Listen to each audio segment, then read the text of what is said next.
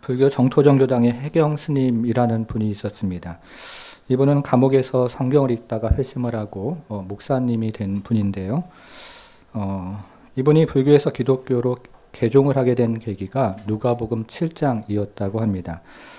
불교 경전에 나오는 이야기와 성경에 나오는 이야기가 너무 달라서 충격을 받고 기독교로 돌아오게 되었다는 것입니다. 불교 경전에 이런 이야기가 있습니다. 하나밖에 없는 아들을 잃은 어머니가 석가모니를 찾아가서 그 아들을 살려달라고 애원을 했습니다.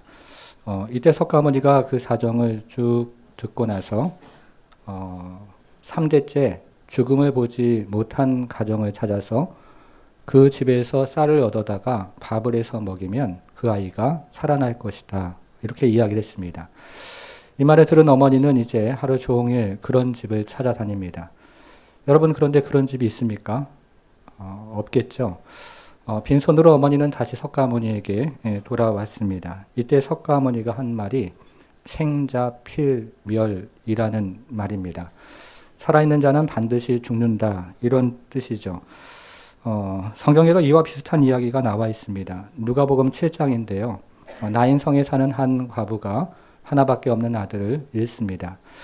이때 이 과부는 예수님을 찾는데요. 예수님께서 이 과부의 사정을 들으시고 그리고 그의 아들을 살려주시는 이야기가 성경에 나옵니다. 불교와 기독교와의 결말이 굉장히 달랐던 것입니다. 이것을 읽고 충격을 받은 해경 스님이 기독교로 돌아왔다 하는 이야기를 제가 읽은 적이 있습니다. 여러분, 그러면 우리가 지금 죽음에 대한 이야기를 조금 나누었는데요. 이 죽음이 어떻게 이 세상에 그리고 우리 인생에 들어온 것일까요? 세상의 모든 종교는 그것에 대해서 모른다라고 이야기를 하고요. 진화론은 자연적인 과정이다, 이렇게 이야기를 합니다. 그래서 사람들은 이 죽음을 당연한 것으로 받아들입니다.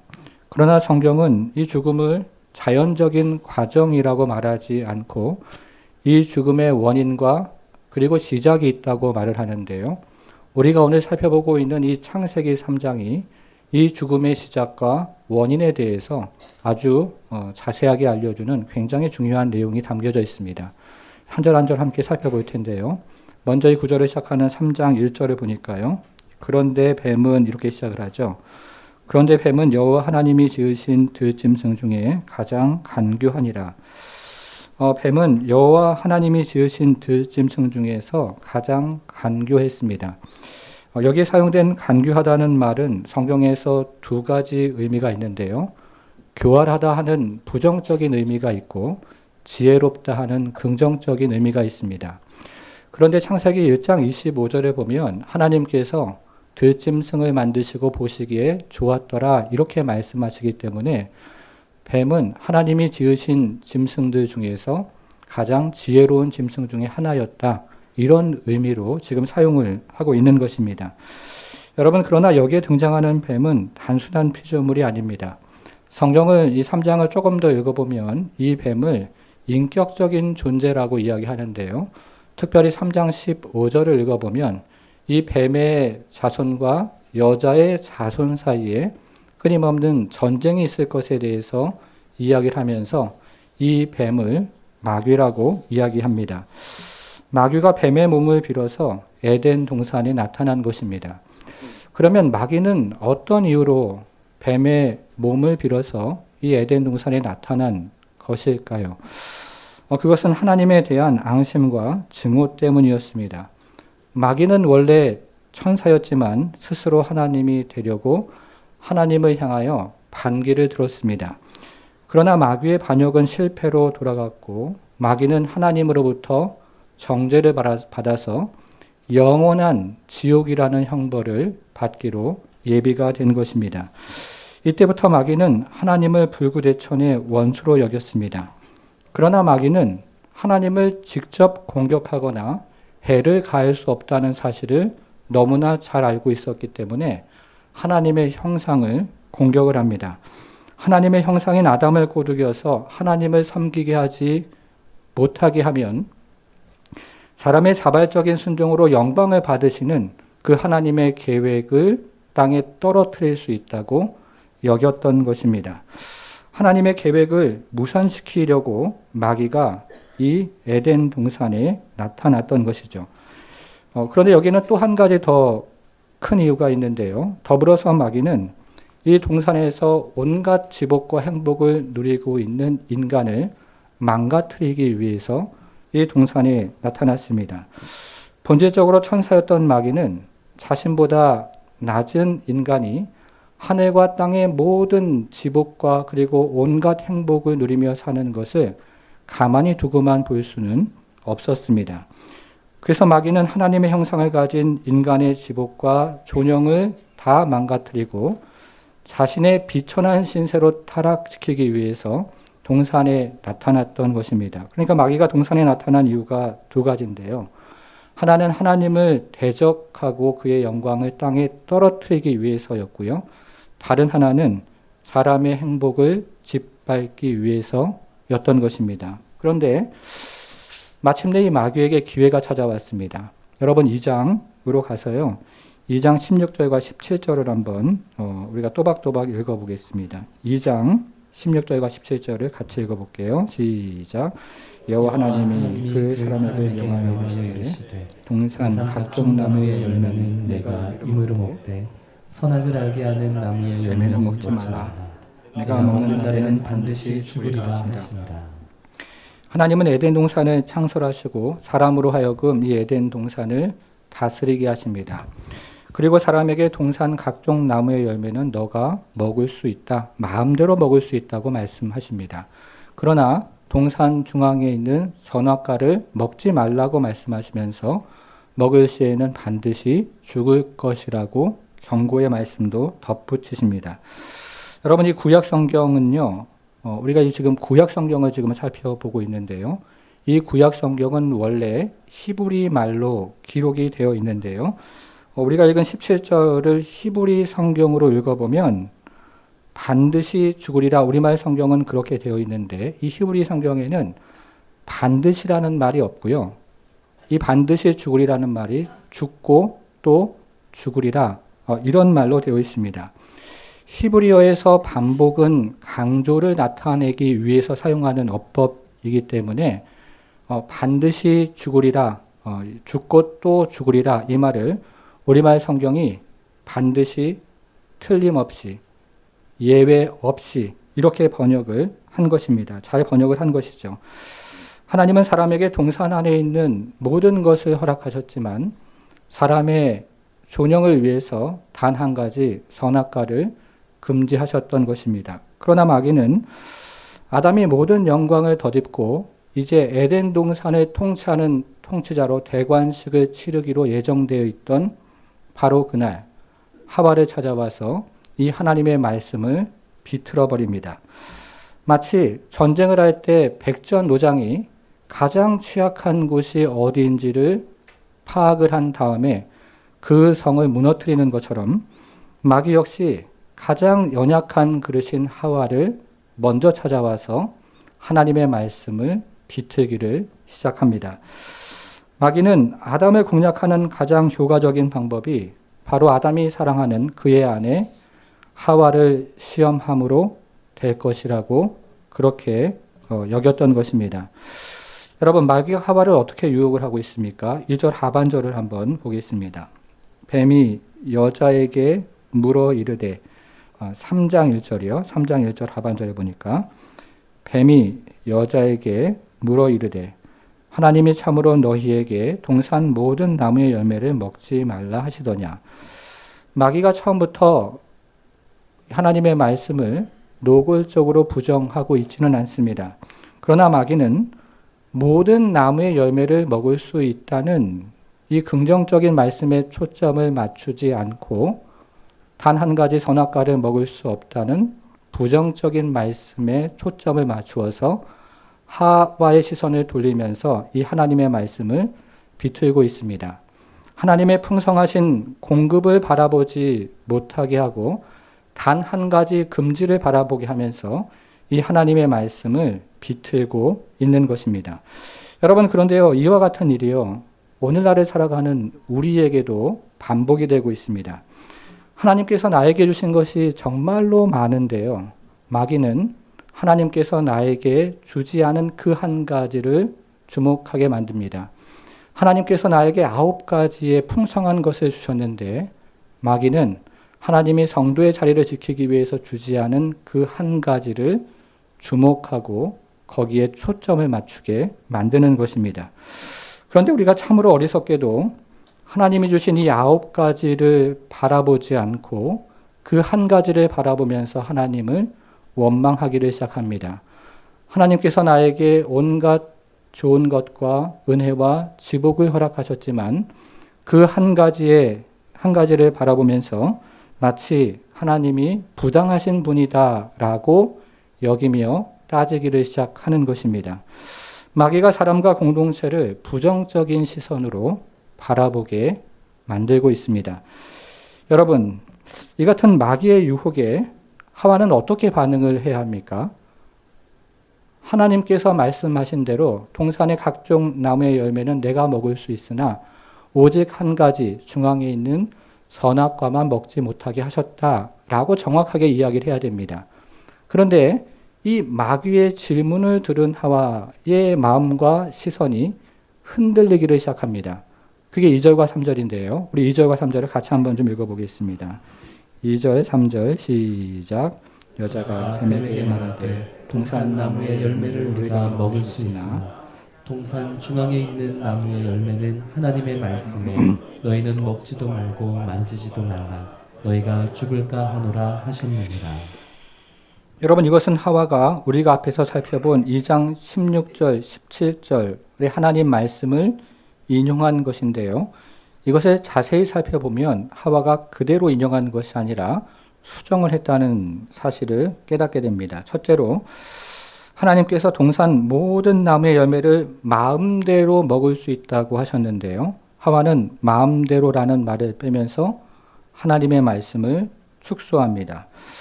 둘째는요, 하나님께서 동산 중앙에 있는 나무의 열매를 먹지 말라고 하셨는데 하와는 먹지도 말고 만지지도 말라는 말을 첨가해서 하나님의 말씀을 과장하고 있습니다. 그리고 세 번째로는요, 하나님께서 반드시 죽을 것이다 말씀하셨는데 하와는 죽을까 하노라 라고 이야기하면서 하나님 말씀을 약화시키고 있습니다. 이것이 죄가 인생 가운데 그리고 세상 가운데 들어오는 과정입니다. 하와가 이 마귀의 말을 듣고 흔들리고 있다는 것을 우리는 여기서 깨닫게 되는 것이죠. 이것을 알아챈 마귀는 이제 하나님의 말씀을 정면으로 부정합니다. 4절인데요. 뱀이 이르되 너희가 결코 어떻게 한다고요? 죽지 아니하리라. 여러분, 이것을 히브리 성경으로 보면요. 아니다라는 부정어가 제일 앞에 놓이면서 아니다, 너희가 반드시 죽을 것은 이라고 되어 있습니다. 이 히브리 어법에서 부정어는요, 부정하는 말 바로 앞에 사용이 되어서 그 뒤에 있는 말을 부정하는데요. 지금 마귀는 이 부정어를 제일 앞에 두어서 하나님 말씀 전체를 부정하고 있는 것입니다. 하나님께서는 죽고 또 죽으리라, 반드시 죽으리라 이렇게 말씀하셨는데 지금 마귀는 아니다, 반드시 죽을 것은 이라고 이야기하고 있습니다. 여러분, 이 과정을 한번 생각해 보십시오. 처음에는 하나님의 말씀을 살짝 비틀었고요. 그 다음에는 이 하나님의 말씀을 축소하고 약화시키고 과장하게 만들고요. 그리고 마지막에는 결국에는 이 하나님의 말씀을 정면으로 부정하게 만들고 있습니다. 여러분, 그런데 오늘날에도 마찬가지인데요. 마귀가 이때 사용하는 아주 전형적인 전략이 한 가지가 있습니다. 자, 우리가 앞에서 살펴본 2장 16절로 한번 가볼게요. 2장 16절 보니까요. 하나님은 동산 각종 나무의 열매를, 자, 그 다음 뭐라고 되어 있습니까? 내가 임의로 먹되 라고 말씀하셨는데 여기서 사용된 내가라는 말은 2인칭 단수죠. 무슨 말이냐면요. 하나님이 아담을 콕 손가락으로 가리키면서 말씀하셨던 것입니다. 자, 이어지는 2장 17절을 보아도 동일하게 말씀하시는데요. 내가 내가 먹는 날에는 반드시 죽을 것이다 라고 말씀하시면서 내가라고 다시 말씀하시는데 여기서 사용된 내가도 2인칭 단수입니다. 이번에도 하나님이 아담을 손가락으로 딱 가리키면서 말씀을 하셨다는 것입니다. 이것은 하나님의 말씀을 개인적인 말씀으로 인격적인 말씀으로 받아야 한다. 이런 의미를 가지고 있습니다. 여러분 그런데요 3장으로 와서 보니까 이 마귀가 하와에게 이것을 어떻게 비틀고 있습니까? 자 3장 1절로 와서 보니까요. 하나님이 참으로 자 그 다음 한번 보셔요. 뭐라고 되어 있습니까? 너희에게 동산 모든 나무의 열매를 먹지 말라 하시더냐 라고 하면서 너희라는 2인칭 복수를 사용합니다. 하나님의 말씀을 개인적인 말씀으로 받아야 하는데 개인적인 말씀으로 받지 못하게 하고 있는 것입니다. 자, 이것을 받은 하와가 2절에서요. 뱀에게 동산 나무의 열매를 그 다음 보니까 우리가라고 이야기하죠. 우리가 먹을 수 있으나 라고 말하면서 마귀가 사용했던 이 복수를 그대로 가져다가 사용합니다. 그리고 이어지는 3절에서도 여자는 또다시 죽을까 하노라 그 앞에 보니까요. 너희가라고 되어 있죠. 다시 한번 2인칭 복수를 사용하면서 마귀의 말을 반복을 하고 있습니다. 하나님의 말씀을 개인적이고 인격적인 말씀으로 받아야 하는데 지금 하와가 그렇지 못하고 있다는 사실을 깨닫게 됩니다. 이것이 오늘날에도 일어나는 일입니다. 하나님의 말씀을 개인적인 말씀으로 인격적인 말씀으로 받지 않고 보편적인 말씀으로 받습니다. 하나님이 나에게 하시는 말씀으로 받지 않고 모든 성도들에게 하시는 말씀이라고 여기는 것입니다. 심지어는요. 이 말씀은 내가 들을 말씀이 아니고 저 사람이 들어야 하는데 오늘 안 왔네. 이렇게 생각을 한다는 것이죠. 그래서 어려서부터 교회를 다녀서 들은 것은 많지만 정확하게 아는 그 성경 말씀이 없고 개인적으로 체험하고 경험하는 말씀이 없는 것이 현실이 아닌가 하는 생각을 합니다. 결과적으로 말씀대로 살아가지 못하면서 죄가 우리 삶 가운데 들어오고 있다는 것입니다. 여러분, 우리가 지금까지 마귀가 하나님의 말씀을 비틀고 그리고 부정하는 그 과정을 살펴보았는데요. 마귀가 이렇게 하는 목적이 어디 있을까요? 마귀가 하나님의 말씀을 비틀고 부정하는 궁극적인 이유는 하나님의 성품을 왜곡해서 하나님을 떠나가게 만드는 데 있습니다. 에덴 동산을 떠나면 그 안에 있는 모든 지복과 행복을 누리지 못하고 자신의 신세처럼 인생의 존영과 그리고 영광을 잃어버리고 타락을 할 줄을 알았기 때문에 마귀는 하나님의 말씀을 비틀어서 결국에는 하나님의 성품을 왜곡하고 그리고 하나님을 떠나도록 만들기를 원했던 것입니다. 자, 그것이 5절인데요. 5절 말씀은 같이 좀 읽어 보겠습니다. 같이 읽습니다. 시작. 너희가 그것을 먹는 날에는 너희 눈이 밝아져 하나님과 같이 되어 선악을 알 줄 하나님이 아심이니라. 여러분 이게 지금 무슨 말 하는 겁니까? 마귀가 하나님의 성품에 이의를 제기하고 있다. 이런 뜻입니다.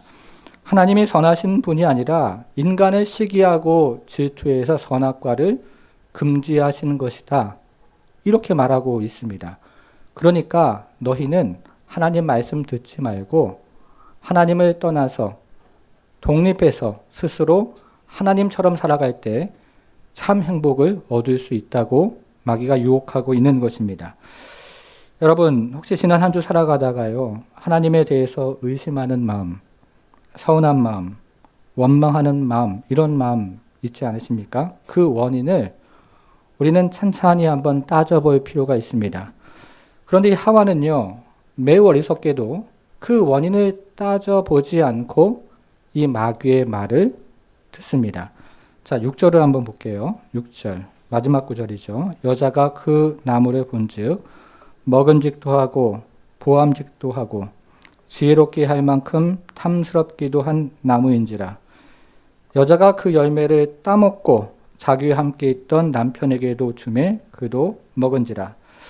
하와가 마귀의 말을 듣고 선악과를 따먹었고 아담도 뒤를 이어서 선악과를 먹었습니다. 그런데요, 이 구절을 우리가 좀 읽어보면 우리말 성경에는 잘 드러나지 않는 한 가지 중요한 사실이 있습니다.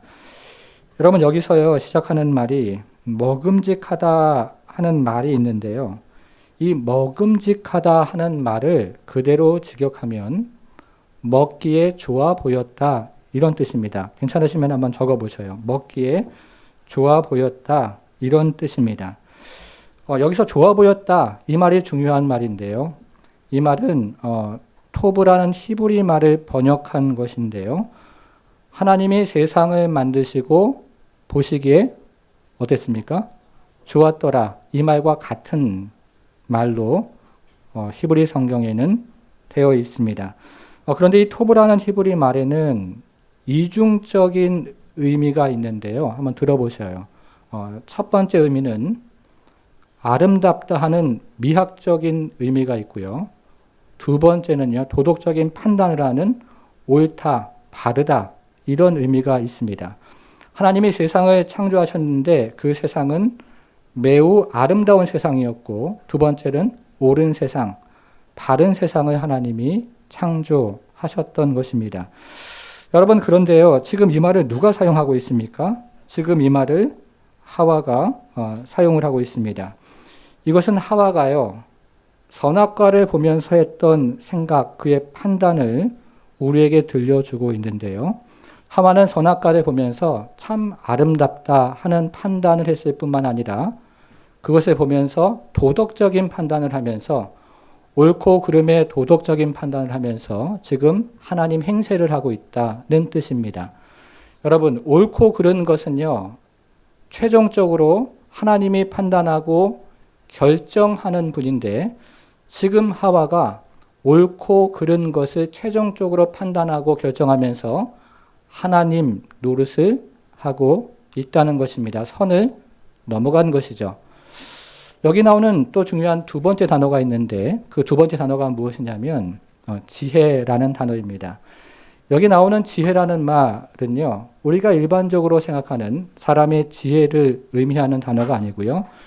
여기서 사용된 지혜라는 말은 신적인 지혜를 의미하고 있는 단어입니다.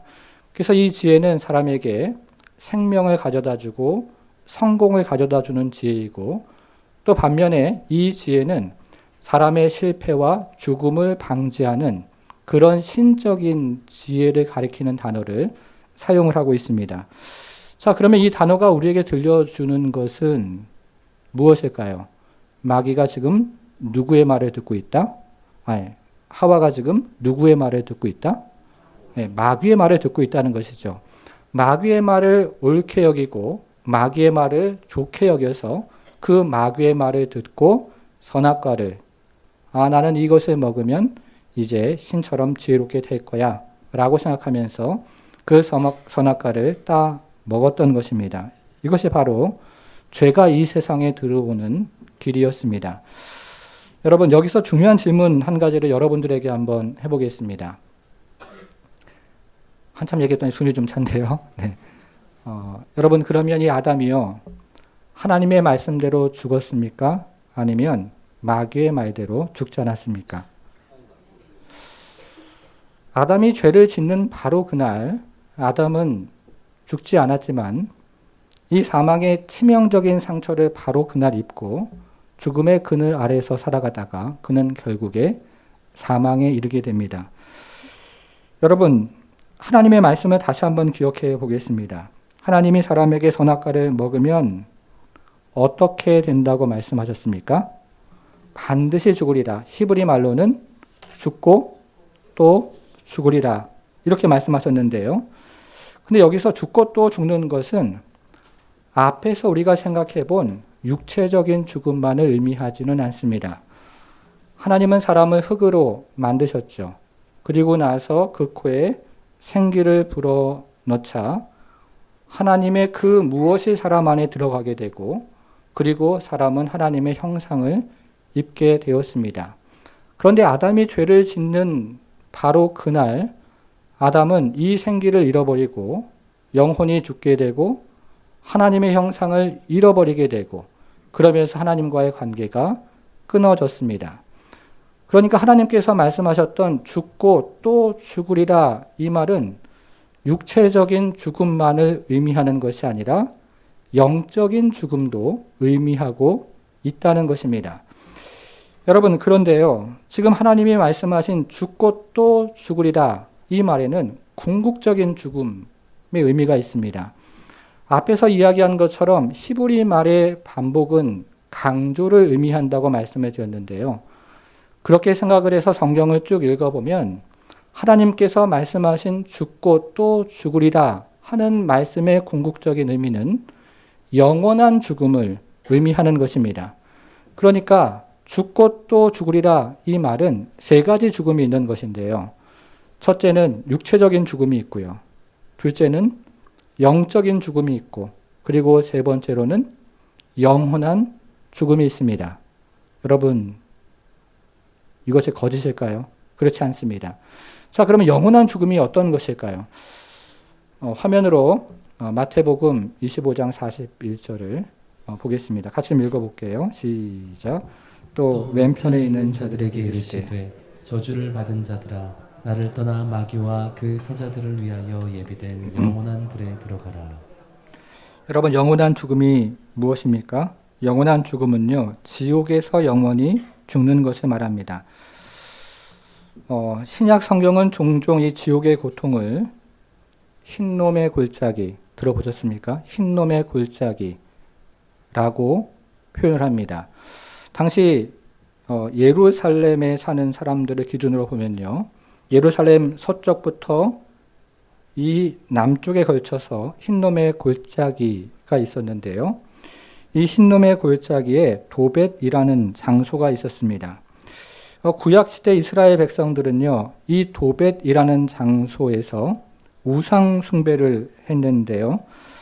어떤 우상을 섬겼냐면 노추로 커다랗게 사람의 팔 모양을 만들어서 그것을 하루 종일 불에 달구었습니다. 여러분, 그러면 이것이 어떻게 될까요? 이 노추로 만든 우상이 불덩어리가 되겠죠. 그러면 이렇게 불덩어리가 되면 사람의 팔 모양 안쪽에다가 살아있는 아기를 거기다가 올려놓으면서 희생 제물을 드렸던 것입니다. 자, 그러면 어떤 일이 발생합니까? 아기가 비명을 지르면서 죽어가는데요. 그것을 그 어미가 듣지 못하도록 사람들이 북을 쳐서 소리를 감추었던 것입니다. 이것을 지옥의 고통에 비유를 한 것이죠. 그런데 이 흰놈의 골짜기에는 또 다른 한 가지의 불이 있습니다. 당시에 예루살렘에 사는 사람들도 오늘날과 마찬가지로 이 쓰레기를 처리하는 문제가 골칫거리였는데요. 예루살렘에 사는 사람들은 이 흰놈의 골짜기에다가 각종 쓰레기와 오물을 던져놓고 거기서 태우기를 시작했습니다. 그래서 당시 예루살렘에 있는 사람들이 흰놈의 골짜기에 가면 언제나 항상 이곳저곳에서 불에 타고 있는 그런 모습을 이들은 보게 됩니다. 그러니까 성경이 이 흰놈의 골짜기로 지옥을 비유하는 것은 이 지옥불이 얼마나 격렬하게 고통스러운지를 우리에게 말해주는 것이고, 그리고 그 고통이 끊이지 않는 영원한 고통인 것을 우리에게 이야기해주고 있는 것입니다. 여러분 한번 생각을 해보십시오. 이 불덩어리 우상에 안긴 그 아이의 고통스럽게 죽어가는 모습, 그런데 그것이 죽음에서 끝나면 좋겠는데 그것이 아니라 계속 죽어가고 영원히 죽어가는 그 모습, 그것이 바로 성경에서 이야기하는 지옥의 고통입니다. 그럼 제가 지금 잠깐 말씀을 사실은 드렸지만 사실 성경을 찾아보면 이 지옥을 여러 가지로 표현하면서 이 고통을 더 훨씬 강하게 다양하게 이야기하는 것을 우리는 알 수가 있습니다. 여러분, 자, 그러면요, 이 지옥에 이 영원한 사망에 누가 들어가는 것일까요? 자, 다시 한번 마태복음 25장 41절을 보겠습니다. 또 왼편에 있는 자들에게 이르시되, 자, 왼편에 있는 자들이 누굽니까? 예수 믿지 않는 자들 얘기하는 거죠. 왼편에 있는 자들에게 이르시되, 저주를 받은 자들아, 나를 떠나 마귀와 그 사자들을 위하여 예비된 영원한 불에 들어가라. 자, 지옥은 원래 누구를 위해 예비된 곳입니까? 마귀를 위해서 예비된 곳입니다. 그런데 마귀가 사람으로 하여금 자신과 같은 죄, 하나님을 대적하는 그 교만, 그 같은 죄를 짓게 해서 자신과 같은 비참한 신세로 만들기 위해서 사람을 거짓말로 속였던 것입니다. 자, 요한복음 8장 44절을 또 화면으로 보겠습니다. 지금 이 구절에 그 얘기를 하는 것인데요. 그는 처음부터 뭐라고 되어 있습니까? 아담과 하와에게 거짓말로 접근한 처음부터의 생각은 죽이고 또 죽이려는, 자기와 같은 죄를 지어서 영원한 사막에 데리고 가게 하려는 그런 생각을 가지고 접근을 했다는 것입니다. 우리가 지난주에 살펴보았던 요한복음 10장 10절도 한번 보겠습니다. 요한복음 10장 10절. 자, 도둑이 오는 것은 뭐랍니까? 도둑질하고, 그 다음에 뭐래요? 죽이고 멸망시키려는 것뿐이요. 다른 거 없습니다. 도둑질하고 죽여서 영원한 멸망에 이르게 마귀가 처음부터 그 생각을 가지고 사람을 거짓말로 유혹한다는 것입니다. 성도 여러분, 우리가 교회를 다니면요, 이 죄에 대한 이야기를 수없이 듣는데요, 정작 제가 목회를 하다 보면 이 죄에 대해서 정말 관심을 갖는 사람들은 별로 없습니다. 주로 관심을 갖는 주제는 어떻게 하면 돈 많이 벌어서 물질적으로 조금 더 나은 삶을 살고, 그리고 마음에 근심과 걱정이 없는 그런 행복한 삶을 살 것인가에 관심이 쏠려 있습니다. 아무리 죄가 인간의 삶 속에 들어와서 그 인간의 지복과 존영을 다 망가뜨리고 영원한 사망으로 끌고 간다고 이야기를 해도 사람들은 별로 관심을 보이지 않습니다. 설사 죄에 대해서 관심을 가지더라도 대부분의 사람들이 관심을 가지는 죄는 도덕적이고 그리고 윤리적인 죄입니다. 물론 도덕적이고 윤리적인 죄도 심각한 죄입니다만 그것은 죄의 뿌리가 아닙니다. 여러분, 죄의 뿌리가 무엇일까요? 우리가 알고 있는 기독교 성인 중에 어거스틴이 있습니다. 이 어거스틴은 젊어서 굉장히 방탕한 삶을 살았는데요. 혼전, 동거를 하면서 자식까지 낳은 방탕한 그런 인생을 살았습니다. 그러다가 하나님의 은혜로 이 사람이 예수를 믿게 되고 기독교 성인이 되었습니다. 그런 다음에요, 이 사람이 인생을 돌아보니까 그 인생에 죄의 힘이 너무나 대단하고 강력하다는 사실을 깨닫게 됩니다. 이 죄에 뿌리가 있다는 사실을 깨닫게 된 것입니다. 여러분, 우리가 일반적으로 주목하는 죄는 개별적인 죄입니다. 다른 사람 미워하고 거짓말하면 안에 성령이 있는 사람은 그게 잘 넘어가지가 않아요. 그걸 가지고 하나님 앞에 회개하는, 우리가 늘 주목하는 죄는 이런 개별적인 죄를 주목하며 살아갑니다. 그런데 어거스틴이 발견한 것은 무엇이냐면, 그가 발견한 것은 개별적인 죄는 죄의 가지일 뿐이고, 그리고 그 죄의 뿌리가 있는데 그것이 바로 오늘 본문에서 이야기하는 아담의 죄입니다. 그 죄가 나에게 있다 하는 것을 어거스틴이 깨달은 것입니다. 그러면 이것이 어거스틴의 개인적인 경험이었을까요? 그렇지 않습니다. 교회를 다니지 않는 분들도 성경에 나오는 인물 중에 다윗이라는 인물을 아시죠?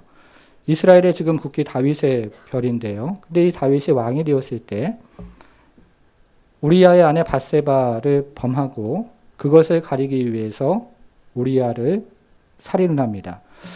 그런 다음에 이 죄가 드러나자 그 죄를 하나님 앞에 가지고 나아가서 간음했던 것, 살인했던 것, 이것을 통렬하게 회개를 하기 시작합니다.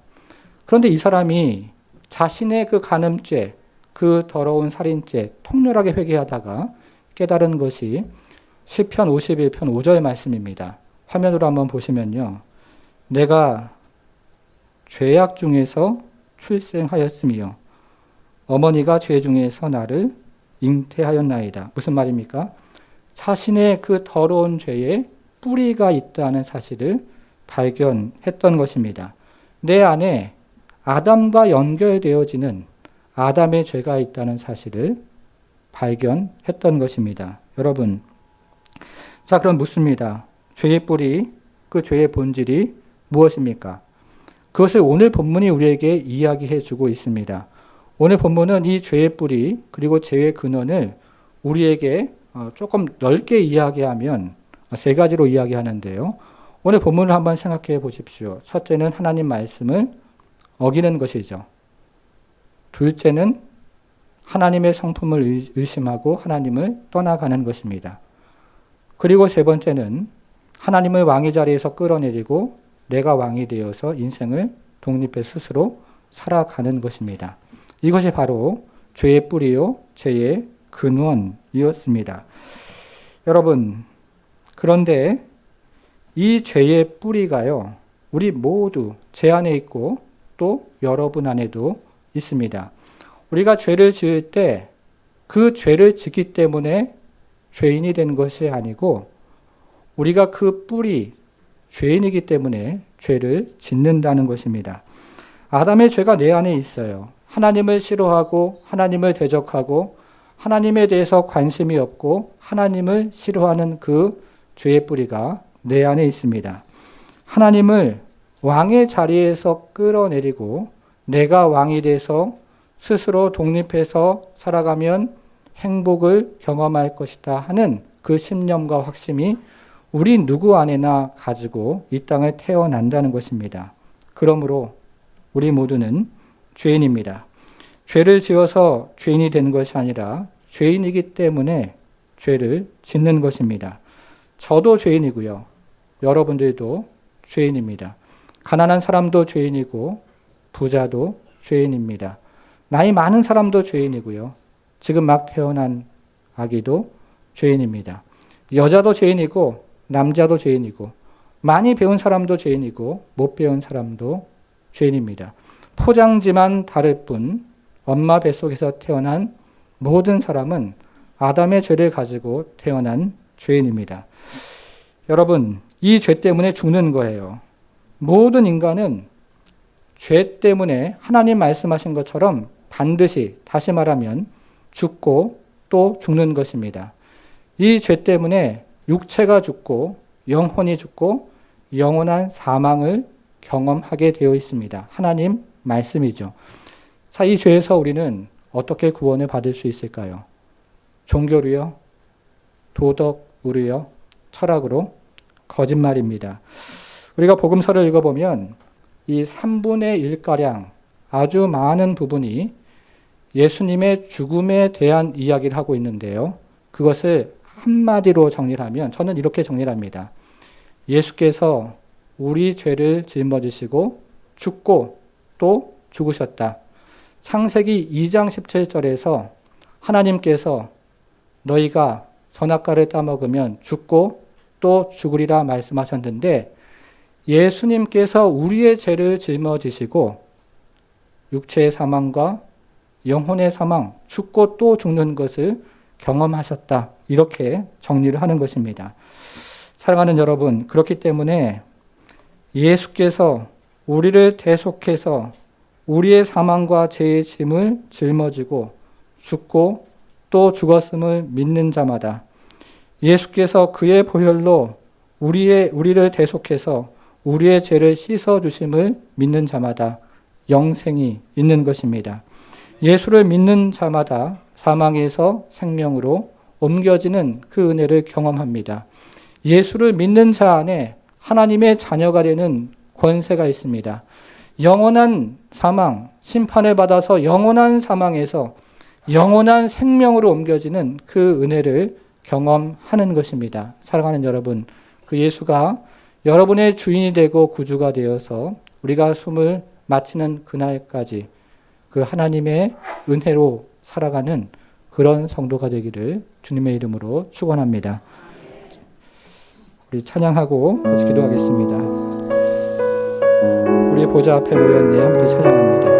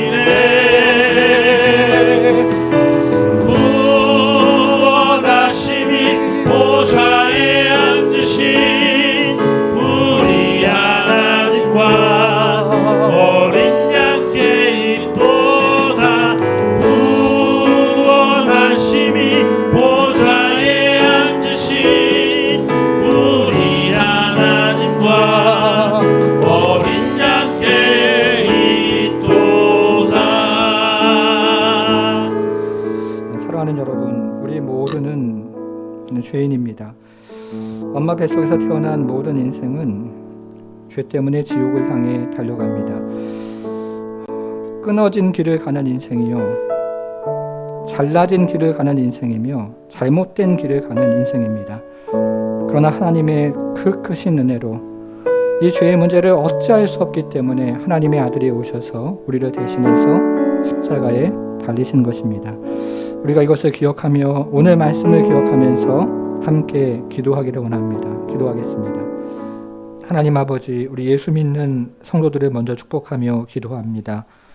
하나님, 어찌 이 큰 은혜를 우리에게 허락하셨는지, 하나님, 우리가 무엇으로 다 감사할 수 있겠습니까? 그러나 주님, 우리가 인생길을 살아가면서 여전히 하나님을 그 보좌에서 끌어내리고 우리가 스스로 왕이 되어서 참으로 인생길을 살아가는 그 연약함이 있습니다. 주님, 불쌍히 여겨주시고 긍휼히 여겨 주옵소서. 하나님 아버지, 우리 인생길의 주인은 오직 예수 그리스도, 우리의 왕은 오직 여호와 하나님인 것들을 다시 한번 고백하고, 하나님 아버지, 끊어진 길 그리고 잘못된 길에서 돌이켜 그리스도 예수의 길을 걸어가는 모든 성도들 될 수 있도록 우리 하나님 함께해 주옵소서. 하나님, 동일한 마음 가지고 우리 사랑하는 가족들 위해서 기도합니다. 여전히 끊어진 길, 낭떠러지 길, 사망의 길, 하나님, 영원한 하나님 사망이 있는 것을 모른 채 하나님 아버지 그 길을 열심히 달려가고 있는 우리 사랑하는 가족들, 또 친척들, 또 이웃들 있지 않습니까? 하나님 아버지 불쌍히 여겨주시고 주여 긍휼히 여겨주셔서 하나님 아버지 참으로 그리스도 예수를 믿음으로 영생의 길, 생명의 길, 하나님 아버지 참 은혜의 길로 돌아올 수 있도록 우리 하나님 역사해 주옵소서. 하나님 아버지 우리가 보는 것처럼 또 우리가 아는 것처럼 그리고 우리가 하나님 아버지 경험하는 것처럼 우리의 하나님 열심만 가지고 되는 것이 아니라 성령 하나님께서 찾아가셔서 하나님 아버지 새로운 지각을 열어주실 때, 귀를 열어주실 때, 마음을 열어주실 때 하나님의 은혜가 임하는 줄 믿사오니 하나님 아버지 성령 하나님께서 참으로 역사하셔서 하나님 아버지 생명의 길로 걸어갈 수 있도록 우리 하나님 함께해 주옵소서. 이제는 우리 주 예수 그리스도의 은혜와 하나님의 크신 사랑과 성령의 감화 감동 충만케 하심이 우리 인생의 모든 죄와 질고 그리고 죽음을 짊어지신 예수를 나의 구주요 또 주인으로 믿는 모든 사랑하는 성도들 머리 위에 이제부터 영원토록 함께 하실지어다. 아멘.